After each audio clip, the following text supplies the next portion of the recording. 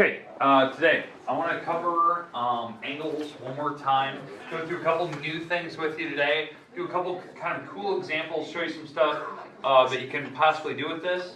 So today we're on section 4.1, talking about angles and angle measure. Angles and angle measure. Now, on Friday, if you were happened to be gone last Friday, we talked about what angle measure was, the different classifications of it. Hopefully you were comfortable with that. Let's just say these words out loud.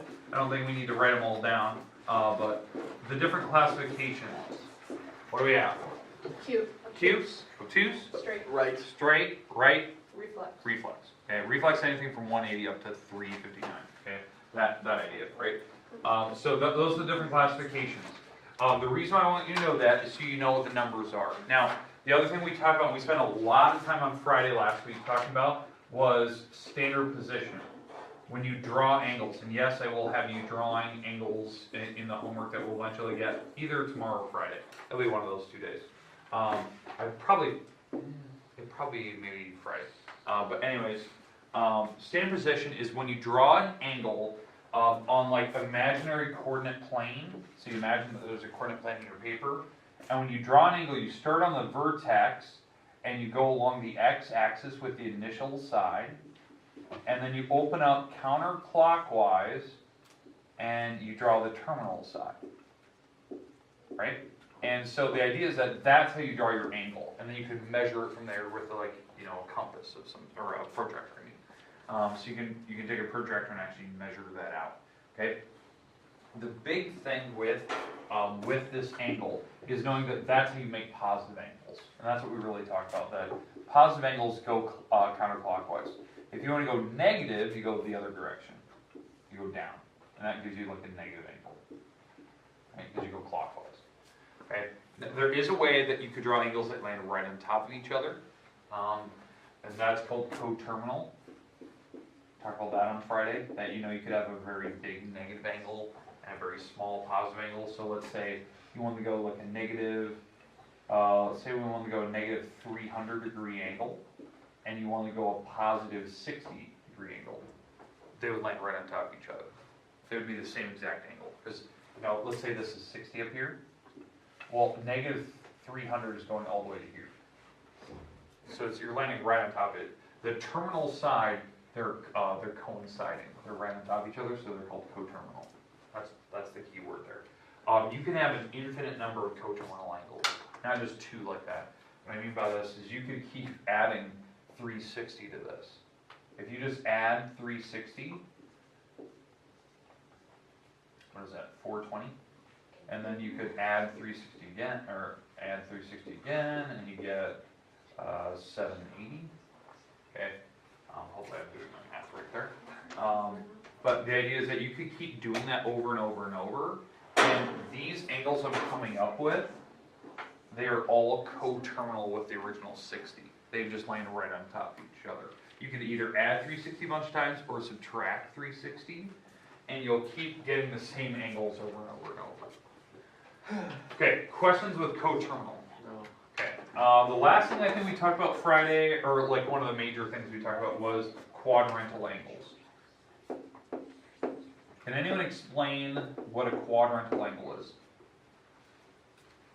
What a quadrantal angle? Yeah. It lands on the quadrant line. Lands so on a 90, 180, or 270. Yeah, or 360. Okay. So it's anytime you draw an angle, and they land right on a quadrant marker, like in between the quadrants. So it lands on a major axis. So 0, 90, 180, 270, 360, and we just keep spinning by 90s every time. So you can do all the coterminal ones as well.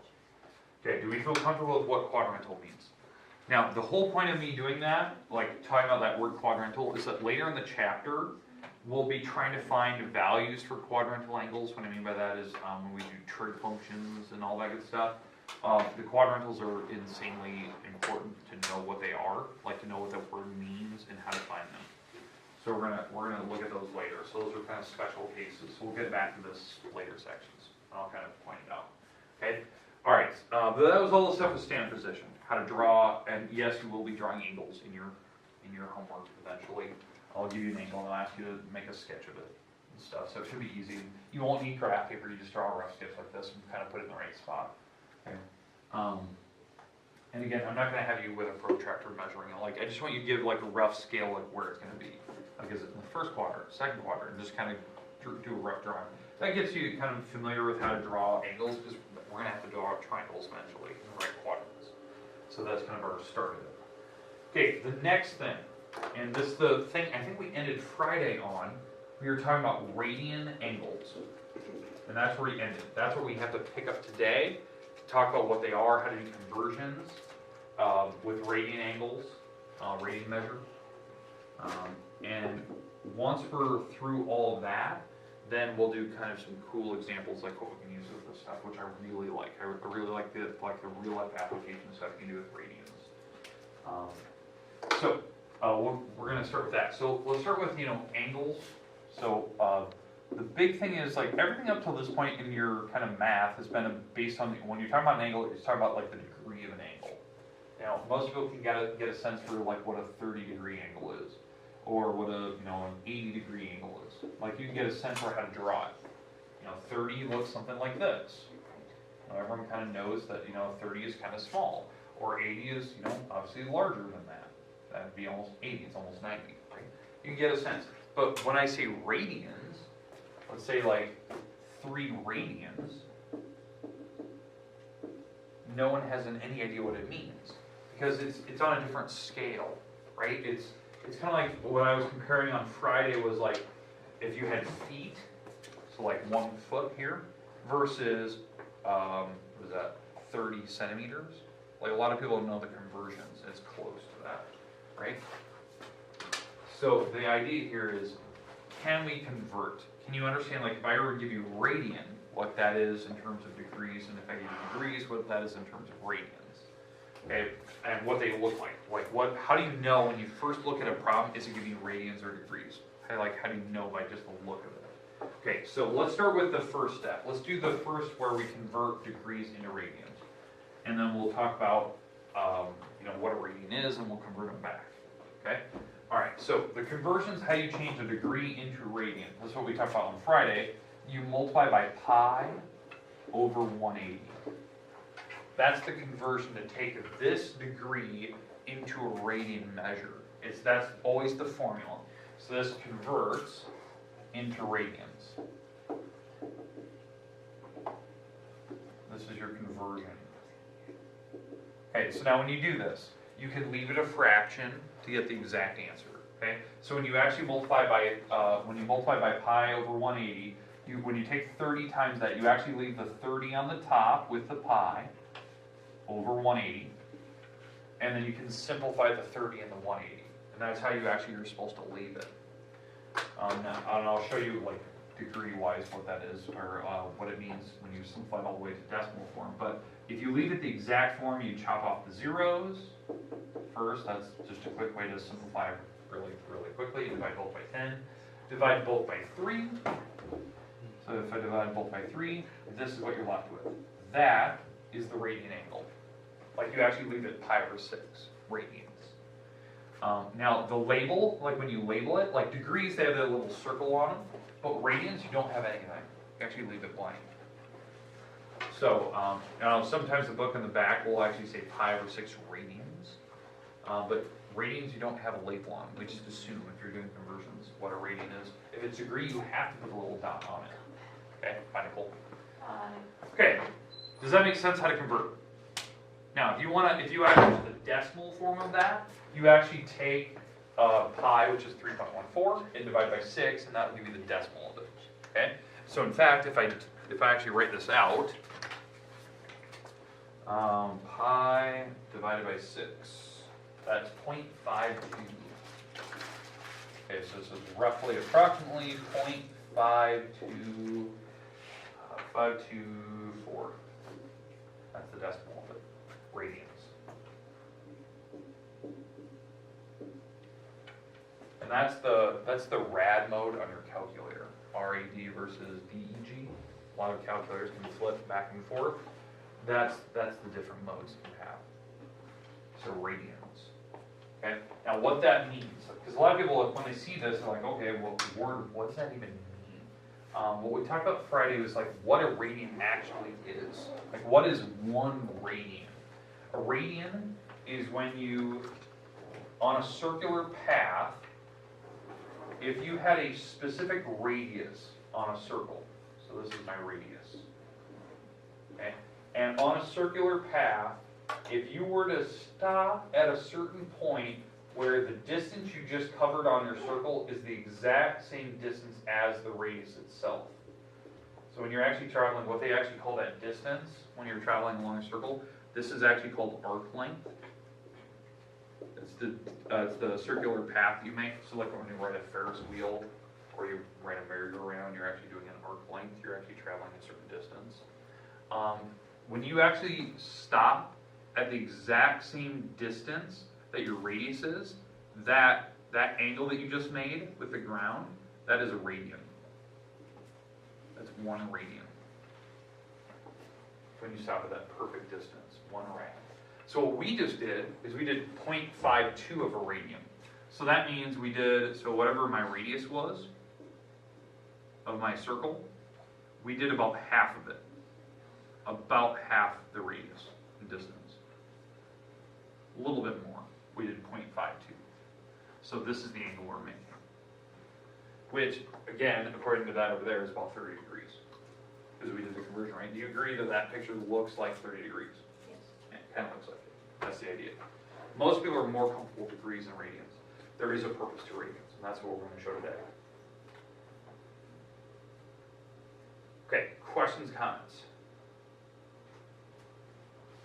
Perfect, let's do another conversion. What was the angle I wrote up here earlier? 80, let's do that one. So, 80 degrees, okay. What do we have to multiply by? 5 over 180, okay. So then what?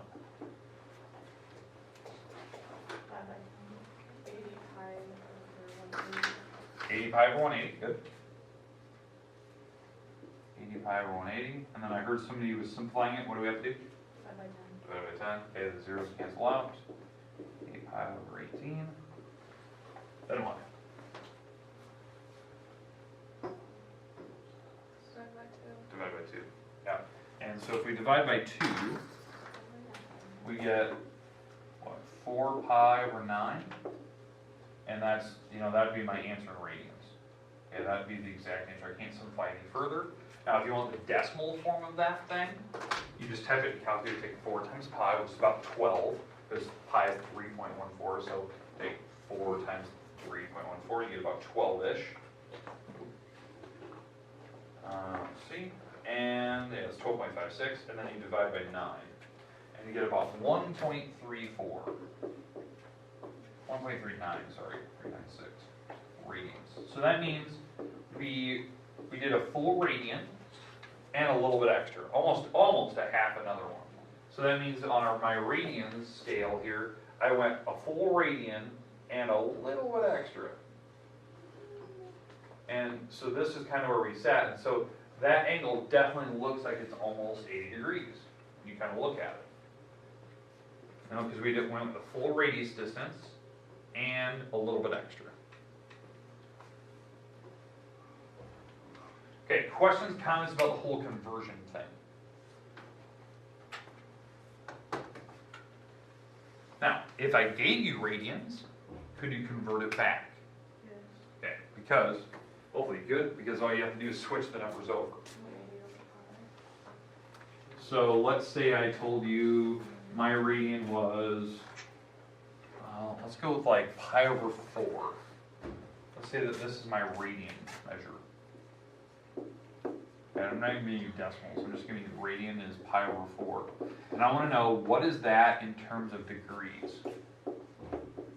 Because obviously some people like looking at it and like, I have no idea what that is. Like, I don't know how to draw that.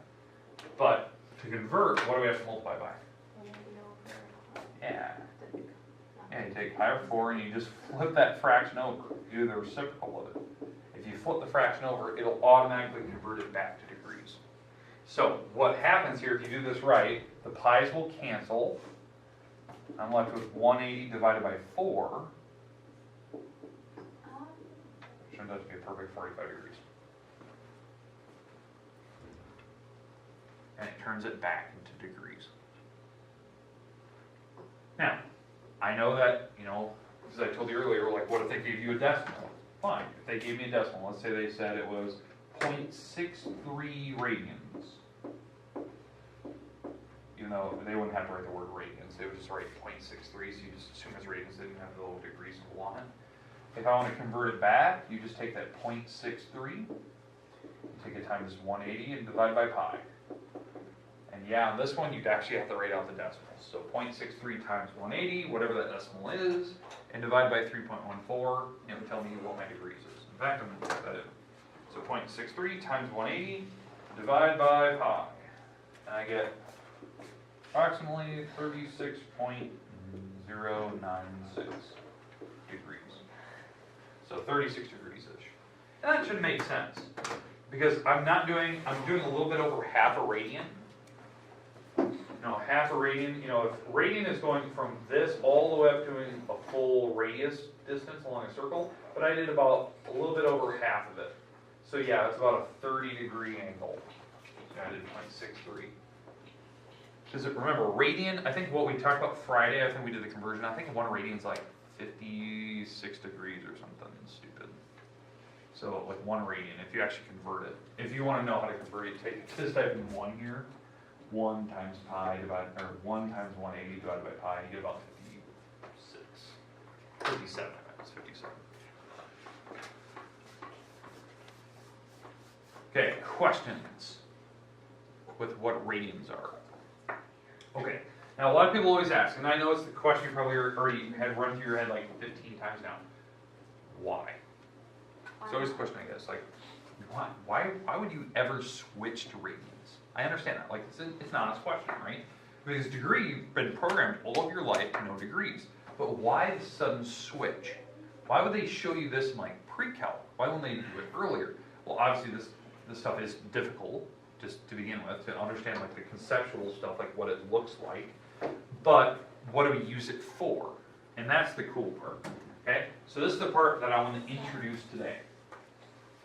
I want to talk about how to actually use radians, like what's the uses for it, and why we wouldn't just use degrees. The uses, the practical application.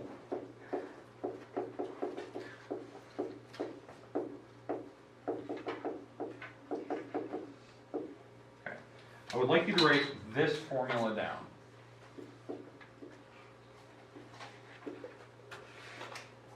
I'll give you a little minute here to write it down. It's a simple formula, 3 letters.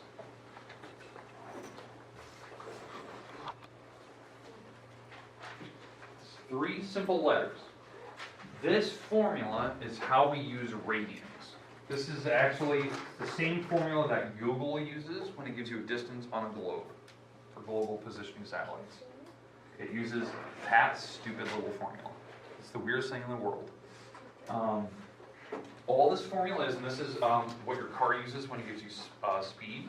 Yeah, this is the formula that your bicycle uses when you change gears. So it knows the distances, so that's why your certain like mountain bikes have certain gear ratios, because it knows how to find distance. What these things stand for. This stands for arc length. The actual distance along a curved path that you're traveling. That's the S. The R that you have here is the radius of your circle, whatever you're dealing with. So, and if I'm going back to that Google idea, the radius of the Earth is a circular object, right? If you're doing the bike example, it would be the radius of your tire of your bike, okay? The theta here, theta, is your angle. And guess what it has to be written in? Radians. It cannot be in degrees. If you write it in degrees, you get it wrong. It won't give you the right numbers. So we'll do kind of some crude examples, then I'll show you one and we'll type it in Google and see if it's actually correct. See if it's close. Okay, because that's kind of the cool part, that you can actually see that it does work. And it's a simple formula. It's 3 things, and you're just multiplying 2 of them to get the other one. Okay, so for instance, let's say, this is going to seem weird, let's say you're on a Ferris wheel. Okay. So here's my Ferris wheel, I'll draw a very crude example of it. Here's my Ferris wheel. Now, you guys get to pick how big your Ferris wheel is. So think about like the carnival up here in the like Clearwater Lake area, right, for 4th of July. How big do you want your radius of your Ferris wheel to be? 36 feet. 36 feet, okay. Big Ferris wheel, we'll go with it. Could be right, I have no idea, I've never estimated it. So let's say it's 36 foot radius, that's pretty good, okay? All right, so that's your radius of your Ferris wheel. Now, the angle. So let's say you're on your Ferris wheel, and I think if I did this right, I think when you're on a Ferris wheel, I'm not even joking, I think it spins 12 times before it finally comes to a stop. It takes forever. I mean, they don't go really fast, otherwise you'd be flying off of it. But the idea is that I think you spin 12 times and then it suddenly comes to a stop. It's like a 5-minute ride, something like that, right? But you're going to spin 12 revolutions. That's what they always say. I would love to know. So somebody, if you go to like a park over some vacation you're going to take, let me know like what your Ferris wheel is. I want to know how many revolutions it does, like from start to stop. Okay? All right. So now, if you're doing 12 revolutions, that actually represents an angle. Okay? 12 revolutions, that's 12 full circles. What is a full circle? 360. You're doing that 12 times. That's a really big angle. So, 360 times 12. So if we actually multiply 360 times 12, that's a zeros, that's a 2, carry a 1, that's a 7, 0, that's a 0, 6, 3, and a 0, 2, 13, 1. That is a 4,320 degree angle. Because you're doing 12 360s, and so let me double check my math to make sure I'm right. Right? Okay, all right. So now, that's my degrees, but do I need degrees for this formula? No. No, I need radians, so we have to convert it. So we're going to have to take that 4,320 times pi over 180. So we have to multiply by pi over 180. So that will convert it back to radians, and then I can use it in the formula. I'm going to let you know, having a 36-inch radius Ferris wheel, you are going a long way. 36 feet, sorry, 36 feet, did I say inch? Feet. That is a really big Ferris wheel, 36 feet. 36 feet is from this to the back of the room. It's a really big radius. Okay, this room is about 35 feet. Okay, big. It's a little big, but Ferris wheels can be big. Maybe you're on a really big one, like the one in like London, huge. Okay. All right, so you're going to take 4,320 times pi. So that's 4,320 pi over 180. So the trick is you chop off the zeros. So that's 432 pi over 180, or over 18, I mean. You divide both numbers by 2. Oh my god. What is that? 216 over 9. And, oh god, that's even divisible by 3 again. I can't do that in my head. On the board. No, I have a calculator. Why not just use my calculator? It would be a lot easier. So 432 divided by 2, divided by 3. Hey, I can actually divisible by 9. Oh, that was nice. It is actually 216 is divisible by 9. 216 divided by 9. That's 24, yeah, 24 pi. That was nice. Okay, so 24 pi. Now I'm going to explain that here in a little bit. I'll come back to that 24 pi. All right. Now that we have my radian, which I circled, we have my radius of my my Ferris wheel. Now we can plug the numbers in. So we're going to go back to my formula here. Now, what was the radius of the Ferris wheel? 36 feet. Really big. That's a really big radius. Remember, that's half the circle. Okay. The radians was 24 pi. I'll explain that here in a little bit, because I'm going to show you the shortcut for finding that really, really quickly. And now all we have to do is multiply these together. So 24 times 36 and pi. And the label will be in feet, because that's my arc length, and that's the only label that I have. Radians don't have a label. Right? So 24 times 36, this is 864 pi feet. That's the exact answer. Now if you want the decimal form, I have to take 864 times pi. And that is, you are traveling 2,714 feet.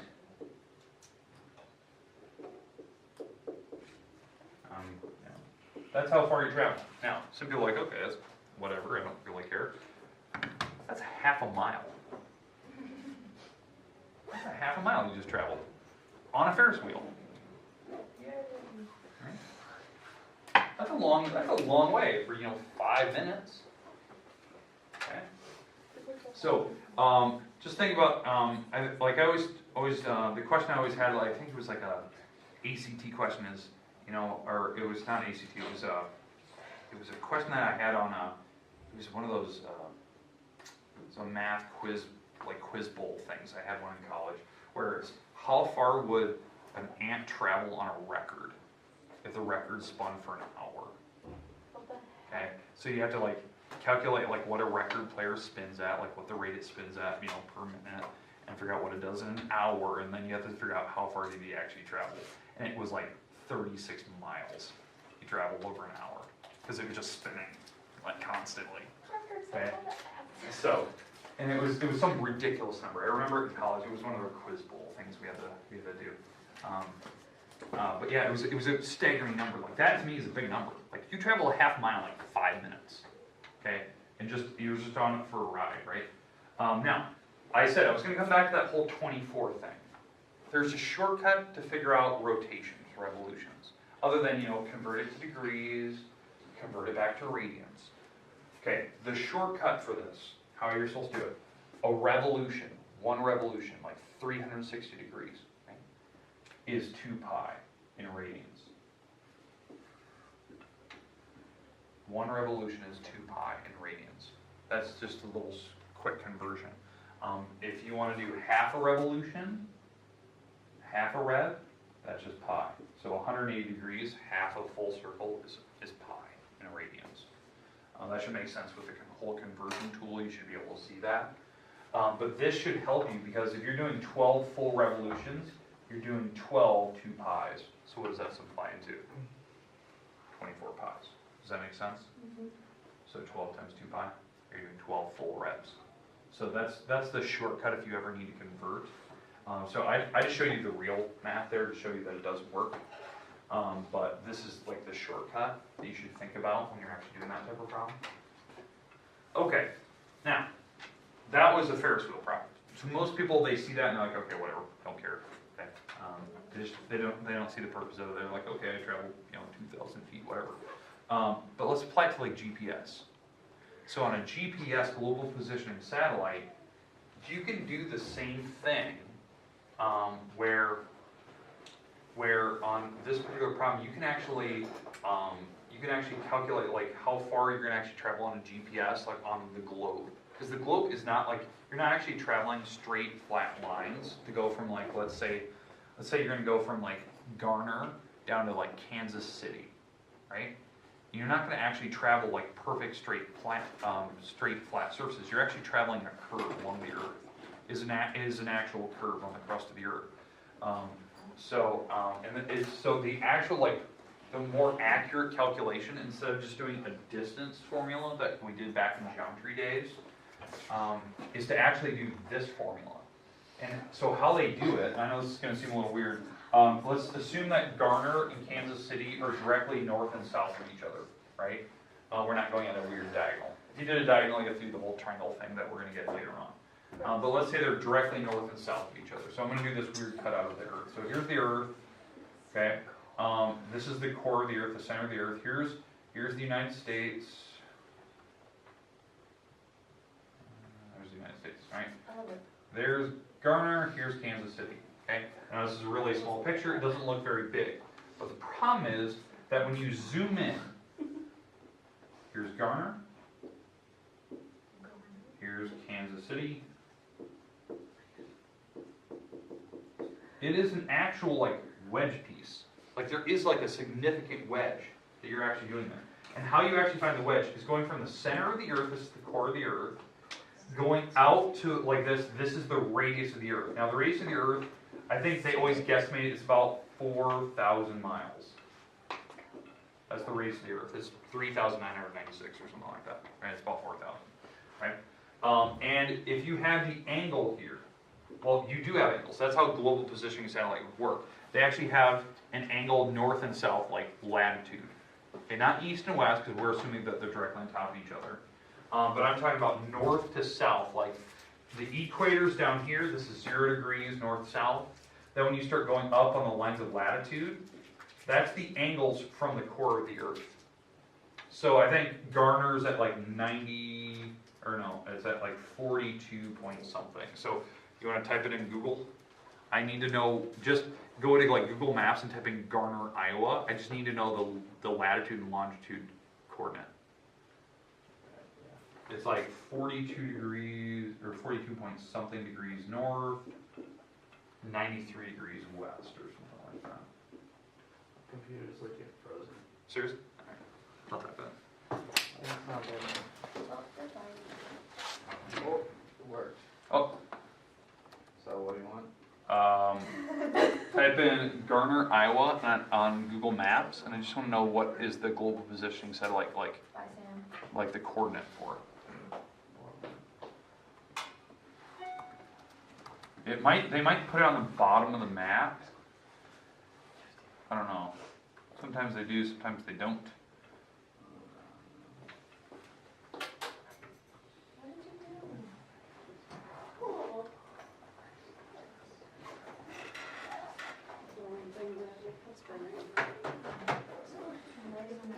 It may not do it. You might have to like actually go. Alright. We might actually have to go to like Google Earth. Google Earth might have it. But all right. But anyways, let's say Garner, Iowa is 42.6 degrees north, and I'm making that number up. And let's say Kansas City is 39 degrees, 0.5 degrees north. Okay, doesn't look significant, but you can find the difference in the north line, and that's your angle here. So the difference between these is, what is that? 40, 41, 42, so it's 3.1 degrees. That's 3.1 degrees in difference. I convert that to radians.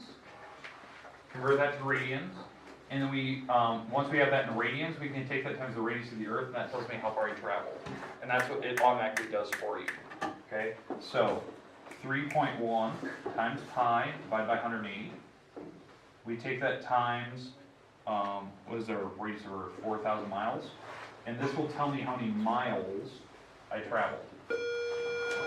Okay, we'll look at this stuff. Oh my gosh, that's hurt. Hopefully I'll have that recorded. Why? Because. Oh, the squats? Yes. Oh, it was squats. I don't know, it just kind of scared me when I started shaking. I was like, oh god. Go see Jesus.